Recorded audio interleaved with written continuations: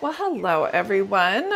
The best part about just having everything in one spot for a month is it really makes it easy to just kind of pull things out and just start creating from scratch. I want to be inspired by what I see, what I need to make to be creative, and feel like I'm accomplished at the end of maybe a creative session. So I do have my Cocoa Daisy June kit. This is called Summer Avenue.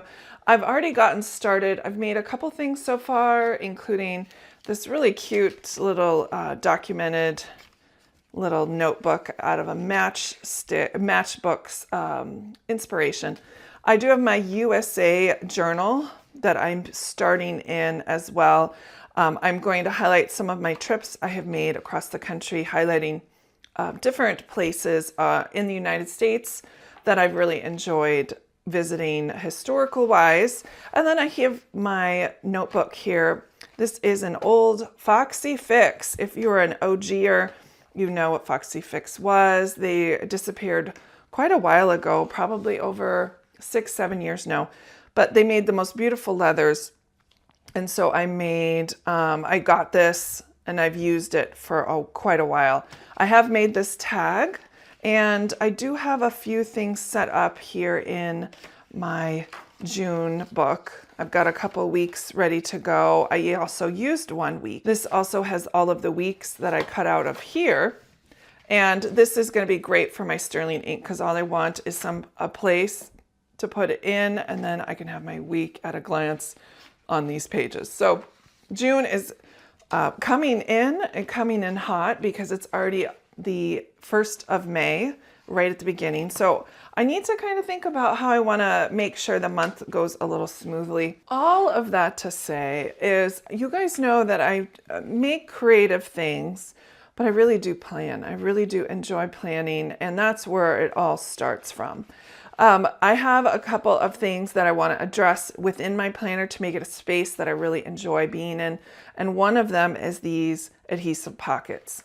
I could take them out. I don't care for them. I'm just being honest. I don't care that I actually stuck them in here so long ago. And I'm afraid that if I start peeling them up, I'm going to get some sticky residue. There's going to be lots going on. So I want to make something that would amend this to make this better looking in the long run that I can use throughout the month and maybe even into the future as well. So I'm going to go ahead and pull some of my kit papers that I have. Now, I did purchase the scrapbooking kit as well as having the planner kit. So I have 2 kits to pick from for paper, which is always so helpful. Sturdy paper, I should say, because I also have regular paper from the creative kit. So you'll see that these are the same 2 patterns. This one is cardstock. This one is from the paper pad from the creative kit, which I adore. I've always will adore that paper pad. Don't ever take it away, Cocoa Daisy. I will come after you. No, I'm just teasing. There also is some white cardstock, which I'm also going to think about using. And then I kept some packaging just in case I need something for backer board. So that's my plan, is to come up with something that looks more appealing than a piece of plastic. Now, I obviously have no problem with plastic for this cover because it is acetate and that works out well, but I've made it also a cover and then a pocket on the back side too. So you can use plastic. I just think that this plastic looks a lot less appealing than this plastic. Most of the time when I'm doing these projects like this, I have to think about engineering as well as creativeness, because if you can't make something work engineer-wise, it's not going to work functionality-wise, because it just gets too complicated to use. So I need to find something that would stick in here and then fold over and maybe become a pocket, and then have a couple notches maybe as a place to stick things in and out. Now, the other alternative is to have something like this and have another piece on top of it to have this insert this way. So it would be more of like a double fold over, so like a triple fold, which could work, but it's going to add a lot of bulk. I think using this as my insert backer board is going to be very helpful. I am going to try to snip it so I have plenty of room. I want to snip it right before here. Let's just say right about there. And let's make it pretty tall. So we'll make it right about there. That's usually how I measure. It works for me. So I talk a lot about this over on my Patreon because I'm using a rotary cutter and a quilting mat, a self-healing mat, that I can cut things straight when I want to with scissors. But sometimes when I'm looking for some precision and the ease, and why I don't, and people ask this, why don't I use a paper trimmer, like a normal person paper trimmer? It's because it slides. You can't do large sheets. There's just, I don't like how the blade dulls instantly. So this is my cutting tools of choice if I wanted something straight and quick. So this is what I use. And it's linked down below if you're really interested. If you're curious, just be careful with the blade because, you know, it's super sharp. Except mine, which is very dull right now because I haven't traded it out probably in about 5 or 6 years. And the blades are really inexpensive too. So here's my backer board. I still think I'm gonna have to trim a little bit, but that's okay. We'll start from here. Then I want something that would be on this side, cardstock wise. I want to make this really tailored, really special, something that I could use quite often. So I want to make this the pocket part. So this will be here, but I want to make also a pocket that would go on top of it. So let's find a coordinating paper that would work. Now these are the ones that are A5 size from the Cocoa Daisy scrapbooking kit. The larger ones, these are from the planner kit because you can wrap inserts with them. They are very large. It's double this size. I don't think I have one quite intact at all anymore, but you get the picture. Speaking of picture, I'm glad I opened this because I really like this combo with the two. I could also do like a streets and a map, but I'm really liking this, or even just a shade on shade, 2 different types of maps. So let's see. I'm going to go with this one. So I'm going to cut this to just a smidge larger size-wise because I want it to have a little bit of an overhang, just maybe 1/4 inch. So somewhere around there. So I'll just go ahead and trim that to size. And I think I've decided to make this a double pocket. And what does that mean? Basically, that means that I can have a larger pocket for larger things and then a smaller pocket on top for smaller things. Let's get the height as well. That'll be just about perfect. Projects like this make me think a lot about how I want the end result to come and what it wants to look like. So do you see how now I have this perfect 1/4 inch all the way around? And so what I'll do is I'm going to put this here, and this will be a nice little fold over feature. So this will be in the pocket. Here is my first pocket that I want to attach. Let's make like a notch here, and then we can make another pocket on this side to be just a little bit thinner. So we'll have a pocket there and a pocket there. I don't have a circle cutter, but I do enjoy just drawing around certain objects to create what pattern or shapes I needed. And I have this roll of pet stickers from Hand Can Plan. That's going to make a great little notch for me to grab whatever items I need. And then I'll just trim this and cut this out. I probably should put circles, like a circle punch on my Christmas list or just in my wanting next month list because I deserve a circle punch, honestly. Okay, so here, this is how I'm thinking. Now I'm gonna go ahead and put some adhesive just on these edges and adhere that down. Now I'm just thinking about my last pocket construction. So I have this one, and I'm tempted to use craft paper yet once again, but I really think that this pattern is going to look lovely. And I want it to be a shallower pocket, like something around this.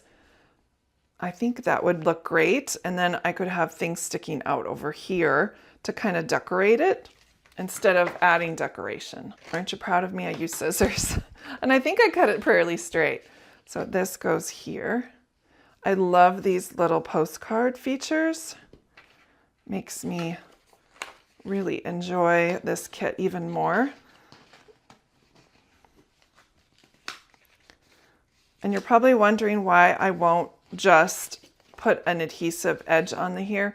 It's because I don't like it when you stick something in like a pocket and it sticks to the adhesive. So if I wrap it around the back side, the adhesive's on the back side that no one's gonna see anyway. And it's just so much easier to work with it that way. So I'm just gonna go ahead and attach this and then trim afterward. Oh, I forgot my notch. I wanted to put a notch up on the side, which is fine. I can certainly do that still. Glad I noticed. I'm going to do this one a smaller size this time, just because I don't need the same shape twice. So yes, it'll be a notch, but it'll be a little bit different, a little bit more shallow since the pocket is more shallow. This would be a great place to put some of those deco cards, some of the smaller sticker sheets. Oh, I did a very poor job cutting that out, so try to make that a little bit more fluid.